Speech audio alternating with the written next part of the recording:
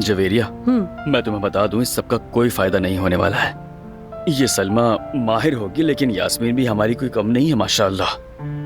मेरी जान, तुम जरा हारून को देखो, क्या वो उस लड़की की तरफ देखेगा भी? उसके पास यास्मीन के सिवा कोई नहीं है। जवेरिया, शुरू में ऐसा ही था, लेकिन हारून को देखो ना, उसने यास्मीन को फिर से चचाजाद वगैरह कहना शुरू कर दिया।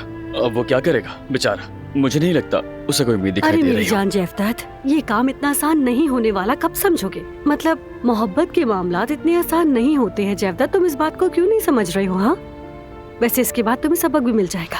अरे जवेरिया, कैसी बातें कर रही हो? मुझे तुम पर पूरा भरोसा है, खुद से भी ज्यादा। नहीं नहीं, सबक के साथ तुम्हें सजा भी मिलेगी। अरे यार, ये सजा कहाँ से आ गई मेरी जवेरिया? चलो एक शर्त लगाते हैं। मैं पूरे यकीन के साथ कहती हूँ कि यास्मीन अपनी मोहब्बत में जरूर फतह हासिल करेगी।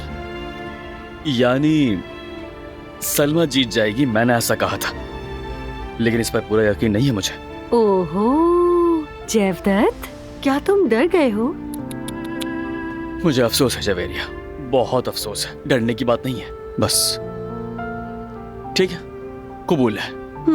सलमा इस काम के लिए पुरजोश होकर आई है। ओके, हारून का दिल भी यास्मीन की तरफ से टूटा हुआ है। हाँ। सिर्फ तुम्हारे कहने पर लिख रहा हूँ मैं, सलमा कंपटीशन जीतेगी। तुम खाना हारने वाले हो जैफ्तात। ओ मेरी प्यारी जवेरिया, उसके लिए तो मैं तुम्हें कभी भी लेकर जा सकता हूँ। मुझे ऐसे वैसे रेस्टोरेंट खाना खाने नहीं जाना, मुझे एक शानदार रेस्टोरेंट में जाना है। वहाँ तुमने कोई सूट वगैरह पहना हुआ हो और मैं भी खूबसूरत सा लिबास पहनूं। मुझे ऐसी जगह जाना है। ठीक है, समझ गया। हाँ तो भाई, मजेदार बिस्किट्स तैयार हैं।